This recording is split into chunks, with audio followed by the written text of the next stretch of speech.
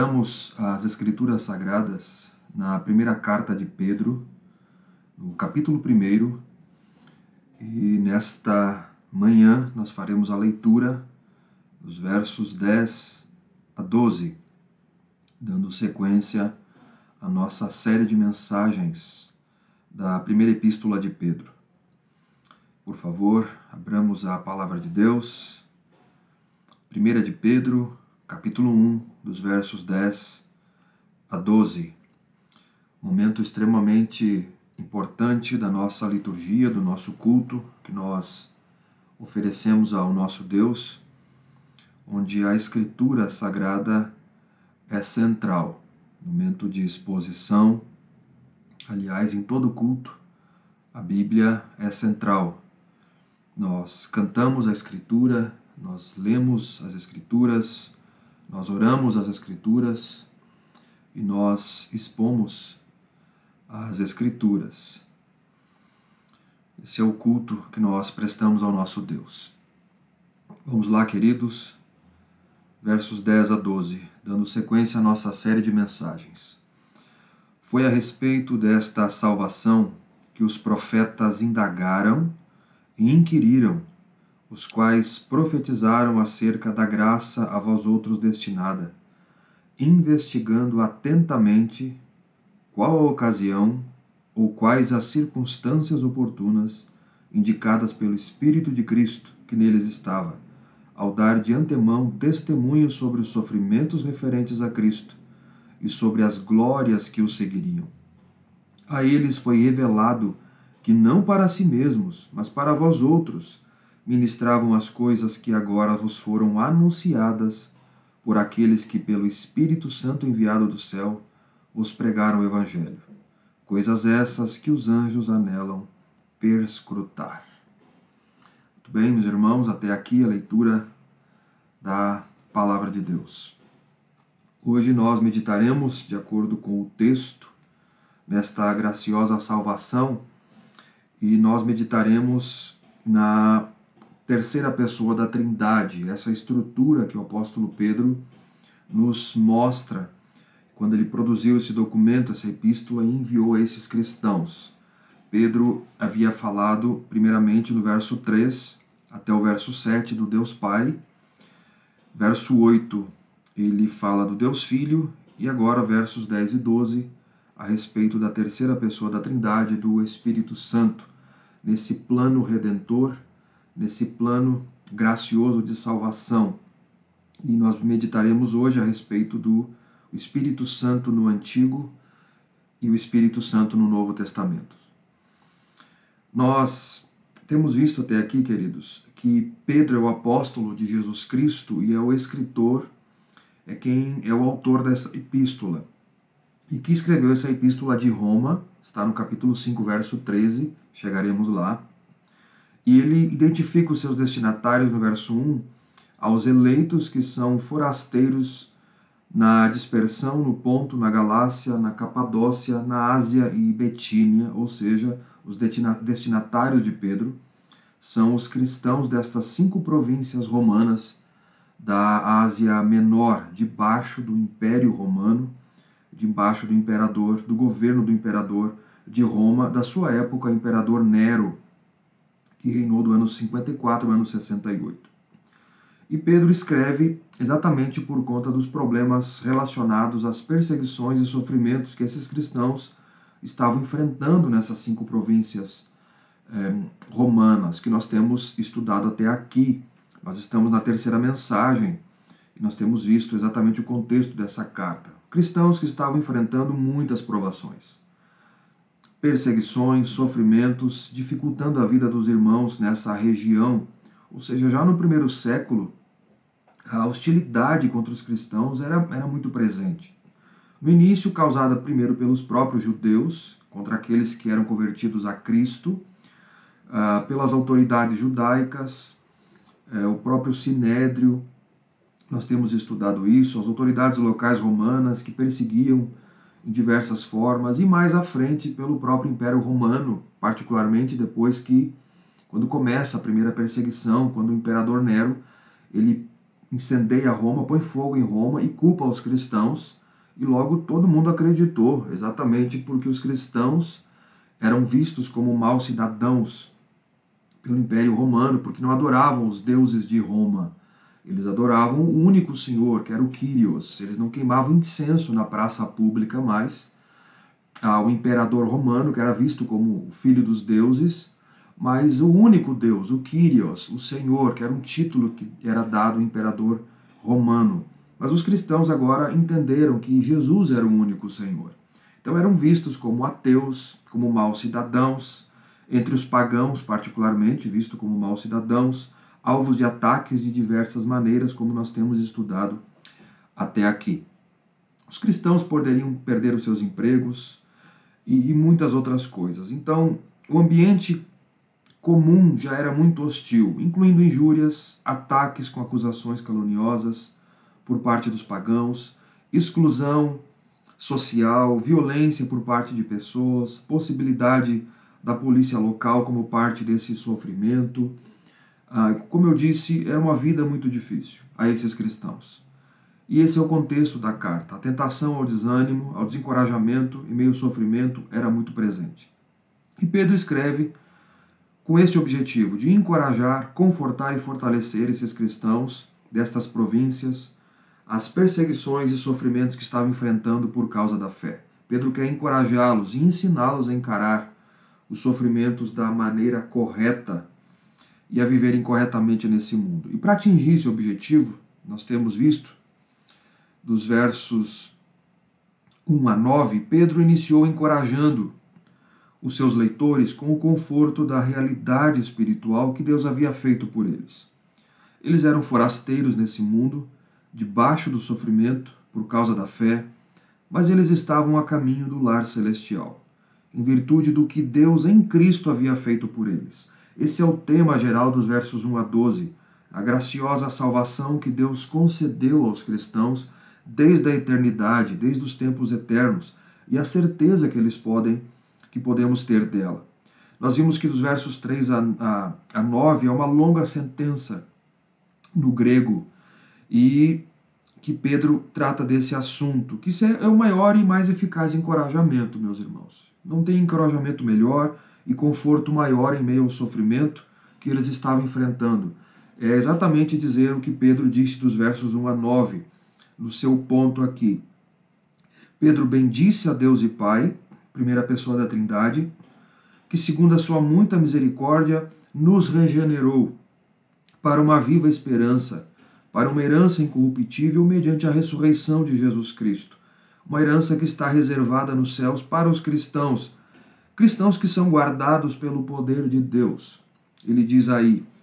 E Pedro diz que esse Deus que, dos versos 6 a 7, que purifica a nossa fé, através da presente provação. Os cristãos, ao mesmo tempo, eles exultam por esta salvação concedida, mas ao mesmo tempo eles estão na presente provação e sofrimento desse mundo, onde Deus purifica a fé pela provação, assim como o ouro é purificado pelo fogo. Deus utiliza da provação para purificar a fé dos cristãos, para que, uma vez confirmada, através do fogo da provação, redunde então em honra, glória e louvor na revelação de Jesus Cristo, verso 8 e 9, a quem não havendo visto amais, e no qual não vendo agora, mas crendo exultais, com alegria indizível e cheia de glória. E obtendo o fim da vossa fé, ou seja, o alvo da vossa fé, o objetivo final é a salvação da vossa alma, que é o resultado de todo esse processo de salvação que Pedro vem expondo. Na mensagem de hoje, Pedro, que bendisse a Deus e Pai por esta salvação que tem Jesus Cristo como o centro e fundamento, a quem amamos e cremos mesmo sem ver, Pedro agora fala da ação do Espírito Santo na história dessa salvação, na perícope que nós lemos aqui. Primeiro, Pedro vai dizer que o Espírito Santo estava operando tanto no Antigo Testamento, por meio dos profetas, dos versos 10 e 11, como está operando agora no Novo Testamento, por meio dos apóstolos e daqueles missionários que pregaram esta salvação, verso 12. Salvação tão grande, tão maravilhosa, ele encerra no verso 12, dizendo que até mesmo os anjos anelam perscrutar. Então é assim que nós vamos dividir a estrutura do sermão de hoje nesses 3 pontos. Começando primeiro, falando a respeito do Espírito Santo, que o Espírito Santo estava operando no Antigo Testamento por meio dos profetas, ou seja, pelo Espírito Santo, os profetas do Antigo Testamento anunciaram e indagaram desta salvação. Mais uma vez, perceba a estrutura trinitária do apóstolo Pedro aqui, falando do Deus Pai, bendizendo Deus Pai, esta salvação concedida pelo Pai desde a eternidade, por intermédio do Deus Filho, mediante a ressurreição do Filho, a quem, mesmo não vendo, nós amamos e cremos, e agora da ação do Espírito Santo nessa história da redenção, tanto nos profetas quanto nos pregadores do Novo Testamento. Verso 10, então, ação do Espírito nos profetas. Foi a respeito desta salvação que os profetas indagaram e inquiriram, os quais profetizaram acerca da graça a vós outros destinada. Um resumo aqui do que Pedro está dizendo nesses 2 versos. Ele quer levar os seus leitores a entender que esta salvação concedida a eles da parte de Deus mediante Jesus Cristo não era nada recente. Não era algo novo que havia caído do céu naquele exato momento, no primeiro século da história. Não. Mas já fazia parte da indagação, da inquirição e das profecias dos profetas do Antigo Testamento, exatamente porque o Espírito Santo estava agindo neles e por meio deles. Então, os profetas do Antigo Testamento, eles falaram desta graça salvadora que um dia chegaria a nós, e por isso eles estudaram, eles inquiriram, indagavam e desejavam compreender mais. Percebam que nos versos 10 e 11 aí, Pedro utiliza esses termos, que eles investigavam, indagaram, pesquisaram esse assunto, inquiriram, ou seja, que eles tentavam descobrir, investigando a ocasião e as circunstâncias pelas quais o Espírito que estava neles apontava.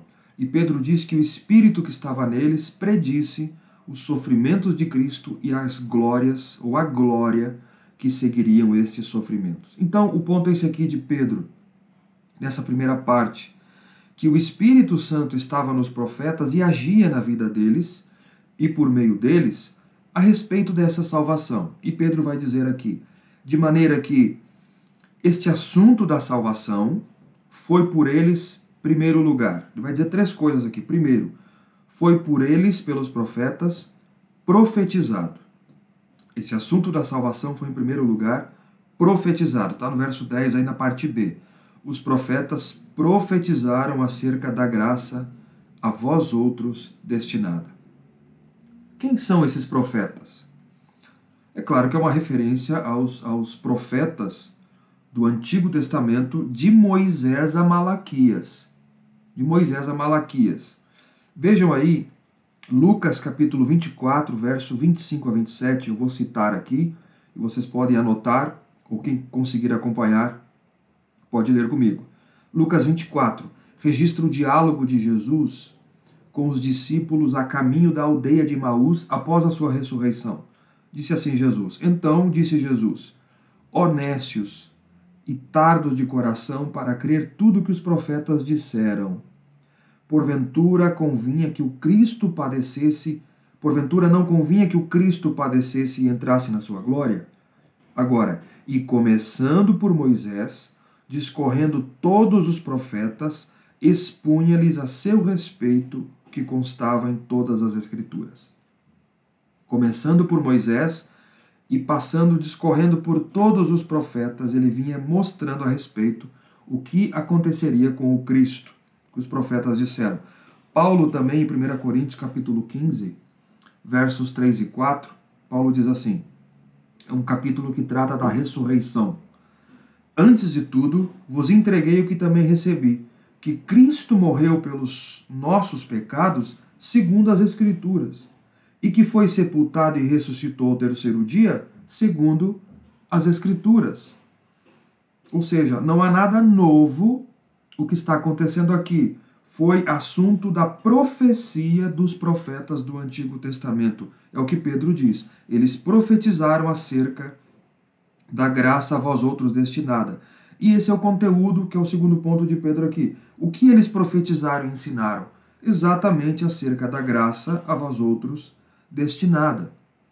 Ou seja, dirigidos pelo Espírito de Cristo, é um termo para o Espírito Santo, que Pedro utiliza aqui, os profetas falaram, profetizaram a respeito do Evangelho, desta salvação que viria a nós em seu clímax, na pessoa de Jesus Cristo. Então essa salvação, meus irmãos, não era algo novo na história, esse é o ponto de Pedro, mas ela havia sido planejada por Deus na eternidade e já estava presente no Antigo Testamento, fazendo parte da indagação, da inquirição, da investigação, do desejo de entender mais dos profetas do Antigo Testamento. Exatamente porque quem estava agindo neles era o Espírito de Cristo, era o Espírito Santo de Cristo.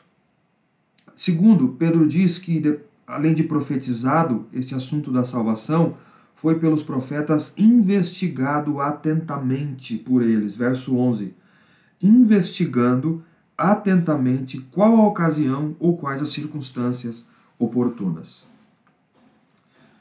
A pergunta que fica aqui é: os profetas do Antigo Testamento, quando trataram desse assunto, eles compreendiam em detalhes tudo o que eles profetizavam, o que eles recebiam revelações da parte de Deus? Eles entendiam tudo aquilo que as suas próprias profecias? Pedro disse no início do verso 10 aí que esta salvação, a respeito dela, que os profetas indagaram e inquiriram, ou seja, era assunto de indagação, investigação e de exame dos profetas. Eles almejavam saber em mais detalhes, porque o Espírito estava agindo no íntimo deles e os impulsionavam a isso. O termo para indagar, aqui indagava, é um verbo que só aparece aqui no Novo Testamento. Ele tem o sentido de aperfeiçoamento, ou seja, eles indagavam cuidadosamente, investigando esse assunto. Significa que eles recebiam revelações da parte de Deus, mas nem sempre compreendiam ou conheciam tudo em detalhes a respeito dos acontecimentos futuros. Mas Pedro diz que pelo Espírito que neles estavam, que estava neles, eles desejavam compreender mais. Por isso eles examinavam diligentemente, procurando compreender o máximo possível do sentido da palavra de Deus que veio a eles sobre esses acontecimentos futuros. Sim, eles receberam revelações de Deus sobre a vinda do Messias. Cheios do Espírito Santo, eles sabiam que ele viria. Isaías falou sobre o seu nascimento, falou sobre o seu ministério, profetizou sobre a sua morte, sobre a sua ressurreição. Miqueias sobre o local do seu nascimento, que ele nasceria em Belém, da Judéia. E porque o Espírito estava agindo neles, eles sabiam que esta salvação viria. Mas eles anelavam saber mais, investigar atentamente os detalhes, porque eles não conheciam todos os detalhes desses acontecimentos, de quando exatamente ou como ela haveria de acontecer. Então, eles sabiam que essa salvação viria, mas não conheciam precisamente os detalhes, quando exatamente, como isso acontecerá de fato, quando o Messias sofreria, como seriam os detalhes desse sofrimento e quando a glória do fim dos tempos seria revelada. Isso eles investigavam atentamente, era alvo de exame, de inquirição dos profetas sobre o quando e o como anseio de entender mais. O próprio termo aqui vocês podem verificar, investigando ou atentamente ou buscando saber, que é o significado, é uma forma mais abrangente que o verbo do verso 10, indagavam, que é indagar cuidadosamente. O investigando aqui é mais abrangente ainda, mostrando essa inquirição, essa investigação dos profetas. Então, eles profetizaram, esse assunto da salvação foi profetizado por eles. Segundo, foi investigado atentamente por eles. E terceiro, foi predito pelo Espírito Santo, na parte B do verso 11. Diz aí que eles investigavam atentamente qual a ocasião e quais as circunstâncias oportunas, aqui indicadas pelo Espírito de Cristo que neles estava, ao dar de antemão testemunho sobre os sofrimentos referentes a Cristo e sobre as glórias que o seguiriam. Era o Espírito de Cristo, o Espírito Santo que estava neles. Era o Espírito Santo agindo na vida deles. Era o Espírito de Cristo operando dessa maneira. E aqui um dado importante que eu preciso passar.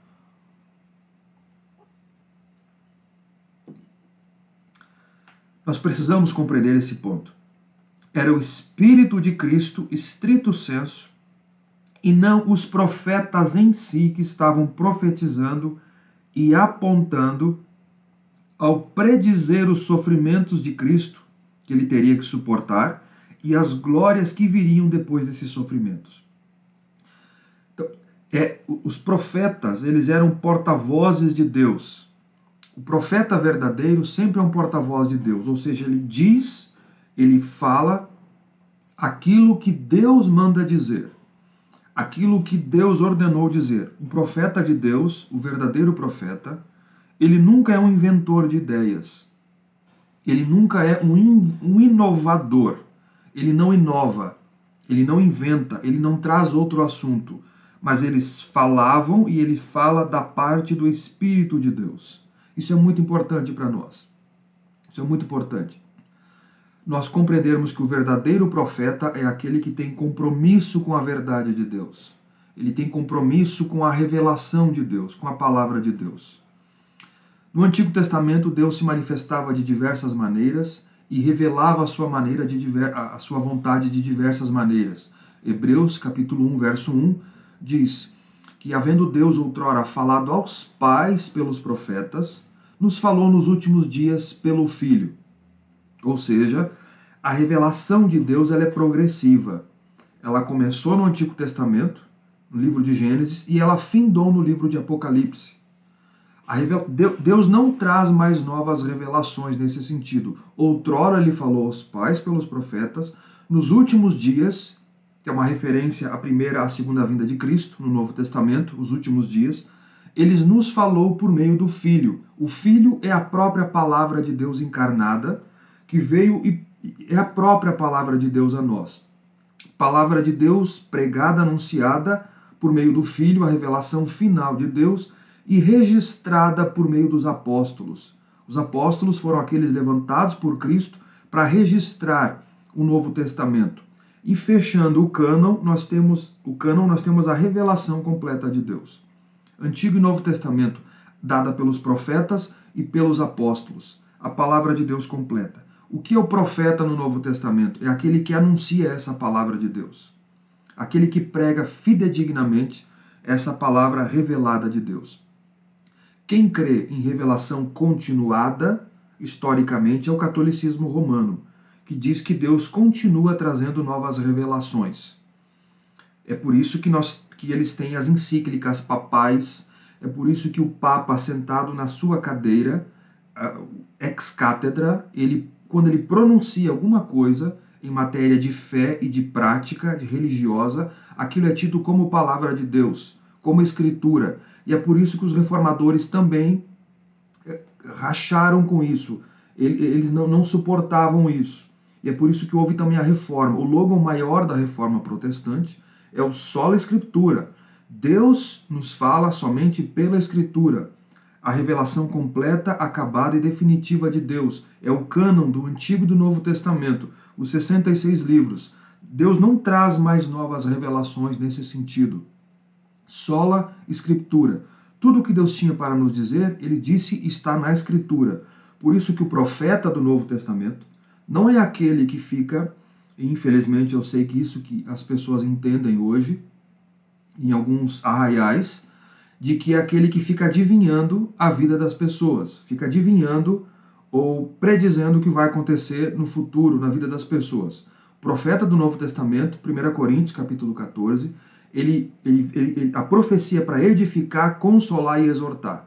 É aquele que traz a palavra de Deus. É aquele que prega a palavra de Deus.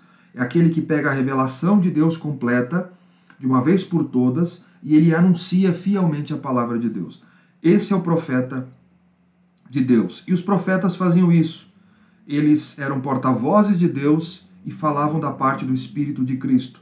Por isso que estes sofrimentos referentes a Cristo e as glórias que seguiriam foi predito pelo Espírito de Cristo que estava nos profetas.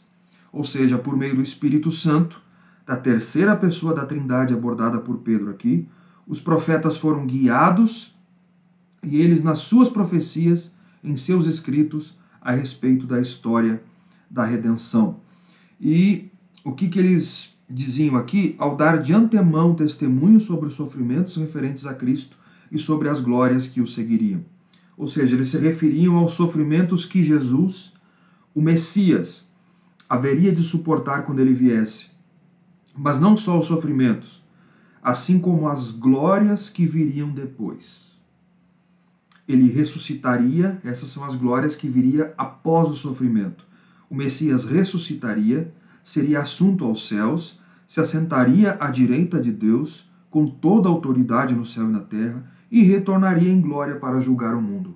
Essas são as glórias que seguiriam os sofrimentos do Messias que viria, indicadas pelo Espírito de Cristo que estava nos profetas ao dar de antemão tudo isso através deles.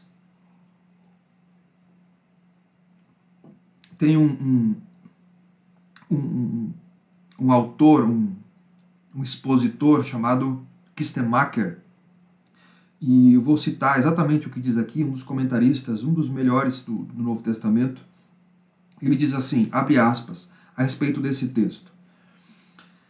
As palavras do texto revelam que havia uma constante interatividade entre os profetas do Antigo Testamento e o Espírito de Cristo. Essa interatividade. Ou seja, os profetas estavam constantemente investigando o significado de suas profecias e o Espírito de Cristo, trabalhando através deles, estava sempre apontando para a ocasião e as circunstâncias reveladas nessas profecias. O Espírito, portanto, revelou-lhes por meio de previsões o que Cristo teria que suportar. Esse é o ponto aqui no que Pedro está exatamente dizendo, essa interatividade entre os profetas e o Espírito de Cristo, onde os profetas investigavam o significado de suas profecias pelo Espírito que estava trabalhando através da vida deles. Esse é o primeiro ponto de Pedro aqui, versos 10 e 11, que pelo Espírito Santo os profetas do Antigo Testamento anunciaram e indagaram esta salvação. Tudo isso tem um propósito fundamental. Pedro, lembrando que ele quer encorajar os seus leitores para que eles suportassem e fossem fortalecidos em meio aos sofrimentos e perseguições que eles estavam enfrentando. E não há melhor encorajamento. Essa é a maneira de Pedro encorajá-los no início da sua epístola. Não há melhor encorajamento, queridos, do que mostrar essa graciosa salvação, elaborada pela Trindade Santíssima na eternidade, onde o Pai elegeu um povo que foi salvo mediante a ressurreição de Jesus Cristo, e uma salvação tão ampla e tão graciosa que era alvo de inquirição, de investigação pelos profetas do Antigo Testamento, pelo Espírito que neles estava, e por isso eles profetizaram a respeito desta graça. É a maneira de Pedro encorajar os seus leitores em meio aos sofrimentos. Que salvação bendita, que salvação maravilhosa. E agora, Pedro vai falar no verso 12 que o Espírito Santo, esse mesmo Espírito, ele estava operando agora no Novo Testamento por meio dos apóstolos e dos pregadores do Evangelho. Quer dizer que pelo mesmo Espírito, os apóstolos e missionários pregaram esta salvação. Leia-se Evangelho, está aí no verso 12. A eles, ou seja, aos profetas, foi revelado que não para si mesmos, mas para vós outros ministravam as coisas que agora vos foram anunciadas por aqueles que pelo Espírito Santo enviado do céu vos pregaram o Evangelho. O que Pedro está dizendo é que foi revelado aos profetas que as coisas que eles estavam ministrando, a mensagem deles, não era especificamente para a época deles. Tinha, é claro que havia um sentido imediato. A profecia ela tinha o ponto imediato, mas ela tinha esse alvo futuro. Não era estrito sensu, na plenitude para a época deles, mas concretamente para os cristãos. Pedro está dizendo, é para vocês leitores da carta, para a nossa época. Foi revelado que eles não estavam servindo a si mesmos, ou para o benefício próprio deles, diz Pedro, mas para vocês. Então, tenham coragem, tenham bom ânimo, fortalecei-vos nessa palavra, essa salvação bendita, elaborada na eternidade pelo Deus Pai, mediante o Deus Filho, ela é para vocês. Foi alvo da profecia dos profetas do Antigo Testamento e da inquirição deles, e o alvo era vocês. Atos capítulo 2, verso 30 e 31, no sermão de Pedro, no dia de Pentecostes, Pedro diz assim, atenção, muito importante isso, sendo, pois, profeta, e sabendo que Deus lhe havia jurado que um dos seus descendentes assentaria no seu trono, havia uma profecia no Antigo Testamento de que um descendente de Davi se assentaria no seu trono e reinaria. Veja como é que Pedro interpreta essa profecia do Antigo Testamento que parecia ser estritamente literal, de que um descendente de Davi se assentaria no seu trono. Veja o que Pedro diz. Prevendo isso, referiu-se à ressurreição de Cristo, que nem foi deixado na morte, nem o seu corpo experimentou a corrupção. O que Pedro está dizendo é que essa profecia, que parecia ser isso, literal, se cumpriu na ressurreição de Cristo. Na ressurreição de Cristo. Atos capítulo 3, verso 22 e 24. Disse na verdade Moisés, o sermão de Pedro, outro sermão de Pedro aqui também. O Senhor Deus vos suscitará dentre vossos irmãos um profeta semelhante a mim. Ele está citando Deuteronômio 18 aqui, o apóstolo Pedro. A ele ouvireis em tudo quanto vos disser. Está apontando para o Messias que haveria de vir. Acontecerá que toda alma que não ouvir esse profeta será exterminada do meio do meu povo.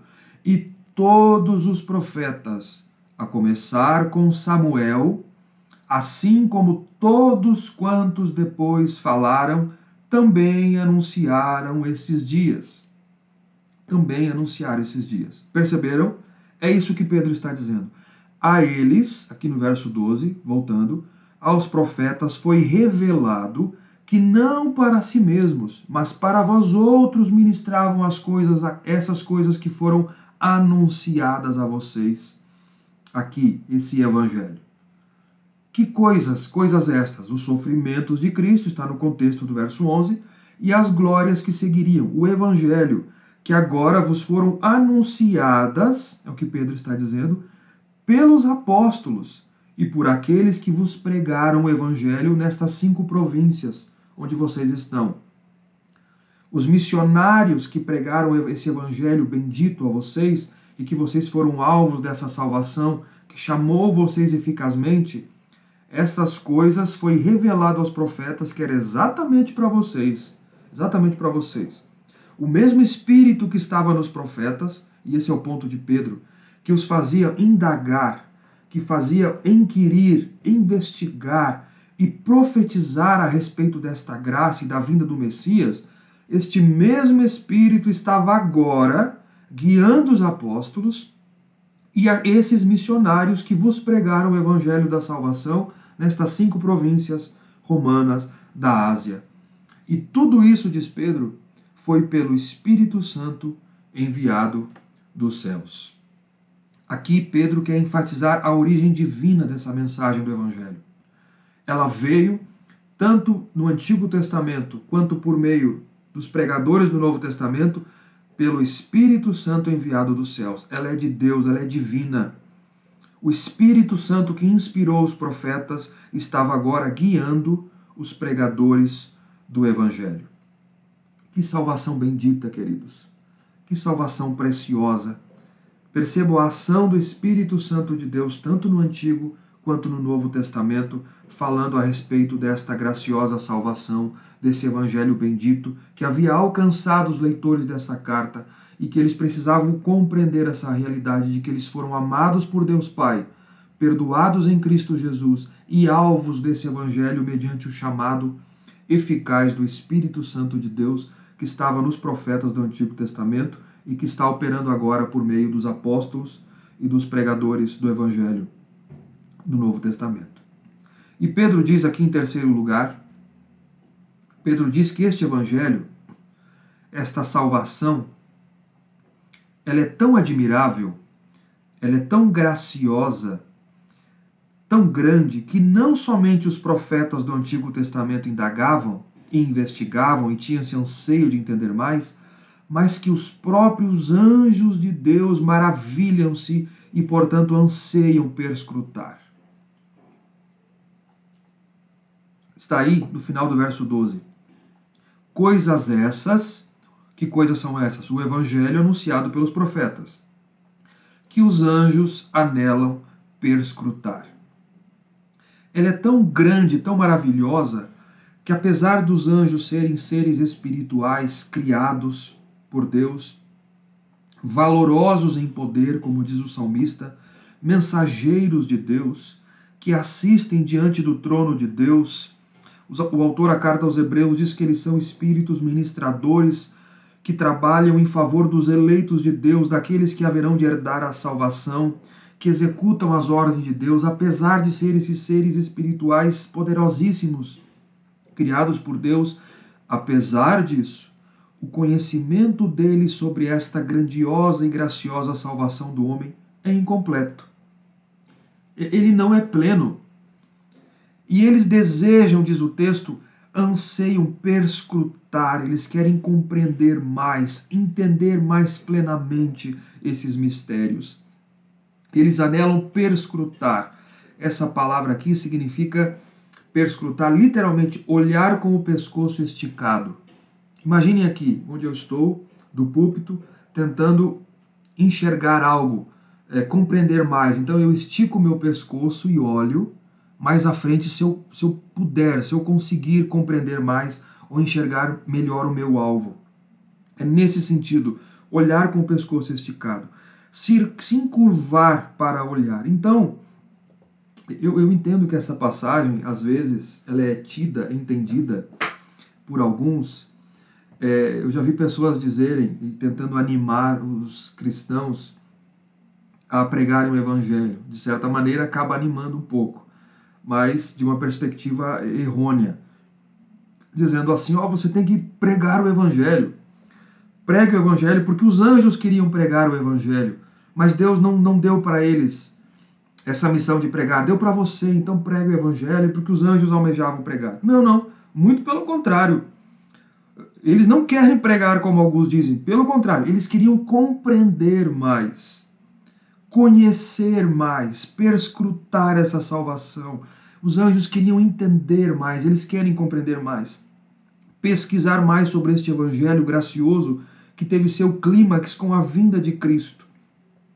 Talvez, porque não são diretamente alvos dessa regeneração que Pedro disse que os cristãos foram alvos. Aqui, verso 3, segundo a muita misericórdia de Deus, ele nos regenerou para uma viva esperança.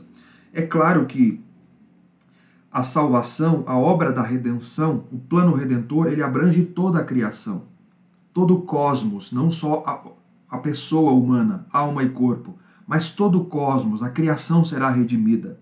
Mas o ponto aqui é que essa obra de Cristo na cruz talvez não é aplicada diretamente aos anjos quanto à salvação, ou seja, eles não são regenerados como o cristão, como o ser humano, não são regenerados. E mesmo assim eles desejam conhecer mais. Talvez os anjos, nesse sentido, é só uma pressuposição, talvez eles não compreendam o porquê o ser humano, essa raça caída, essa raça miserável que pecou contra Deus voluntariamente, está caída debaixo dos seus pecados, E Deus salva essa raça, Deus salva um povo dentre essa raça caída. Eles são alvos da regeneração de Deus para uma viva esperança, para uma herança incorruptível. E eles podem exultar por isso com uma alegria indizível e cheia de glória. E Deus guarda esse povo pelo seu poder.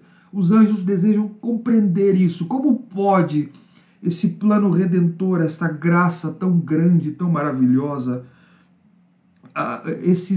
essa raça caída ser alvo dessa graça? Talvez essa seja o motivo de pesquisar mais, de perscrutar, de compreender mais a respeito dessa salvação por parte dos anjos. Talvez a mensagem de Pedro implícita aqui seja a seguinte: se os anjos, sendo valorosos em poder, seres espirituais, eles desejam compreender mais, perscrutar mais essa salvação, conhecer, pesquisar mais, ser alvo disso, eles almejam, anseiam isso, eles anelam isso, quanto mais vocês, quanto mais nós que somos diretamente alvos dessa salvação. Deveríamos amar mais esse evangelho, deveríamos amar, conhecer mais esse evangelho, deveríamos anelar, ansiar, perscrutar mais, entender, ser alvo da nossa pesquisa esse evangelho, muito mais do que os anjos. Muito mais do que os anjos, porque nós fomos regenerados mediante a obra de Cristo, mediante esse evangelho. Mesmo em meio aos sofrimentos, às perseguições desse mundo. Deveria ser alvo maior da nossa pesquisa, e talvez seja isso que Pedro esteja impulsionando, encorajando os seus leitores. Mesmo no sofrimento, ame esse evangelho. Você foi alvo desse evangelho. Vocês foram alvos dessa graciosa salvação. E é interessante que o plano de Deus, você lê Paulo escrevendo aos Efésios, capítulo 3, verso 9 e 10. Diz que é plano de Deus, o plano de Deus é que por meio da igreja, o seu plano redentor seja conhecido a estes seres espirituais, aos anjos. É por meio da igreja que fica manifesto o plano redentor de Deus aos anjos. E esse era o plano de Deus. Veja aí, capítulo 3, verso 9 de Efésios e 10. E manifestar qual seja a dispensação do mistério, desde os séculos oculto em Deus, que criou todas as coisas, atenção, para que pela igreja a multiforme sabedoria de Deus se tornasse conhecida agora dos principados e potestades dos lugares celestiais. Pela igreja, essa multiforme sabedoria de Deus fosse conhecida agora por esses seres espirituais. Que bendita salvação tão grande que até mesmo os anjos anelam perscrutar. Queridos, para encerrar o sermão de hoje, eu gostaria de encerrar com 3 ou 4 pontos aqui importantíssimos que nos apresentam esse texto. Primeiro lugar, perceberam? Todo o Antigo Testamento, ele aponta para Cristo. Cristo é o clímax da história da redenção. Pedro olha as profecias messiânicas do Antigo Testamento à luz do seu cumprimento no Novo Testamento. E é assim que nós devemos olhar as profecias do Antigo à luz do seu cumprimento no Novo. Por isso que nós lemos o Antigo Testamento à luz do Novo Testamento. Interpretamos o Antigo Testamento à luz do Novo Testamento, porque tudo aponta para Cristo, que é o clímax da história da redenção. E confirma que Jesus cumpriu essas profecias do Antigo Testamento. O Antigo e o Novo Testamento é uma relação de promessa e cumprimento, portanto. É uma relação de tipo e antítipo, de sombra, de figura, de símbolo e de realidade, de cumprimento, de realização. Disse um comentarista conhecido: o Evangelho do Novo Testamento se baseia no testemunho do Espírito no Antigo Testamento, que é o que Pedro diz, que se deu através dos profetas. Se anularmos esse testemunho, removemos as bases do Evangelho de Cristo. Exatamente por isso, porque todo o Antigo Testamento aponta para Cristo, o clímax da história da redenção, nessa relação de promessa e cumprimento, de tipo, antítipo, de sombra e realidade. Segunda verdade aqui, que é o conceito da unidade das Escrituras e da continuidade entre Antigo e Novo Testamento. Perceberam aqui? Vocês perceberam no texto, né? Nesses 3 versos apenas. A Escritura é uma unidade orgânica. É uma unidade orgânica quando você faz a relação a ação do Espírito Santo no Antigo, nos profetas, e agora nos pregadores do Novo Testamento, e você vê que é a mesma mensagem, você chega à conclusão. São 66 livros escritos por aproximadamente 40 autores, separados por continentes, por culturas diferentes, por línguas diferentes, que não existem mais, com funções, profissões diferentes, e a mensagem é a mesma. A mensagem é a mesma, a unidade orgânica das Escrituras. E também a continuidade entre o Antigo e o Novo Testamento. Nós percebemos aqui, e fica claro por meio de Pedro, que Deus tem somente um povo, Deus não tem 2 povos. Deus não tem 2 povos, Deus tem um povo só, e que há essa unidade e que há essa continuidade entre o Antigo e o Novo Testamento, entre o povo de Deus do Antigo e o povo de Deus do Novo Testamento.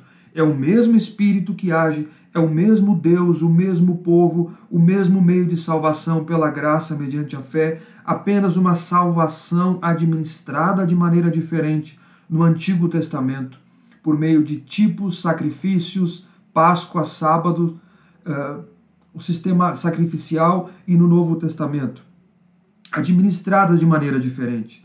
A continuidade entre os testamentos é óbvia aqui, pelo que Pedro nos mostra. E é o mesmo Espírito agindo, tanto no Antigo Testamento quanto no Novo Testamento. Terceiro lugar, e na esteira disso, confirma a doutrina da inspiração das Escrituras, não é mesmo? Veja a prova aqui. Perceberam a prova? A inspiração das Escrituras, ela é a palavra de Deus. Ela foi inspirada pelo Espírito Santo. Ela tem a mesma mensagem em 66 livros, por séculos de história, milênios de história. Aproximadamente 1.600 anos escritos. Então, nos confirma a doutrina da inspiração das Escrituras, que no momento do registro, os autores, os escritores foram preservados de erro. A mesma mensagem, a fidelidade e a infalibilidade da palavra de Deus. E por último, meus irmãos, lembrando exatamente do contexto, para nós hoje aqui, nessa manhã, o que nós podemos receber além dessas instruções de Pedro nesses 3 versos? Lembrando que Pedro está escrevendo a cristãos sob perseguição, e passando por diversas provações nestas 5 províncias da Ásia Menor. E a maneira de Pedro encorajá-los é trazendo à mente deles esta graciosa salvação concedida a eles desde os tempos eternos em Cristo. Pedro não faz promessas vazias. Pedro não promete aquilo que Deus não ordenou, ele fazer promessas mentirosas ou vazias. Não. Pedro fala para eles da salvação que Deus havia concedido a eles, que eles foram alvos desta graciosa salvação desde a eternidade. Então, sim, vocês são peregrinos e forasteiros nesse mundo, debaixo do sofrimento por causa da fé. É por causa da fé. Não por causa do erro de vocês, mas por causa da fé. Mas lembrem de algo, que segundo a muita misericórdia de Deus, vocês foram regenerados, nasceram de novo, Deus deu vida a vocês para uma viva esperança, mediante a pregação desse maravilhoso Evangelho de Jesus Cristo, que pelo Espírito Santo os profetas indagaram e anunciaram, e os apóstolos e missionários vos pregaram. Evangelho tão gracioso e precioso, do qual vocês foram alvos, que até mesmo os anjos de Deus, eles anelam perscrutar. Não há, meus irmãos, maior encorajamento, não há maior conforto, consolo em meio ao sofrimento, em sabermos de que fomos alvos desta graça eletiva de Deus, graciosa, soberana, bendita, bondosa, amorosa e tão grande que nos alcançou. Lembre disso quando você estiver passando por diversas provações, diversas perseguições e momentos difíceis da sua vida, que Deus lhe amou desde a eternidade. Se você creu em Jesus Cristo como teu Senhor, você foi regenerado por Deus mediante a ressurreição do Senhor Jesus. Então, entenda isso. Você foi amado por Deus Pai. E você pode ter certeza que Deus, ele cuida da sua vida. Ele cuida de você. Em meio às dificuldades, em meio às circunstâncias extremamente antagônicas que nós passamos nesse mundo, às vezes perdas, choro, pranto e muitas outras dificuldades. O que nos encoraja é saber que Deus é conosco e Ele será conosco até o fim, até o final. Estarei com vocês todos os dias, disse Jesus, até a consumação dos séculos, porque Jesus nos amou e nos salvou para essa bendita esperança. É assim que Pedro encoraja os seus leitores e é assim que nós devemos ser encorajados pelo próprio Deus. Que Deus nos abençoe. Fiquemos em pé.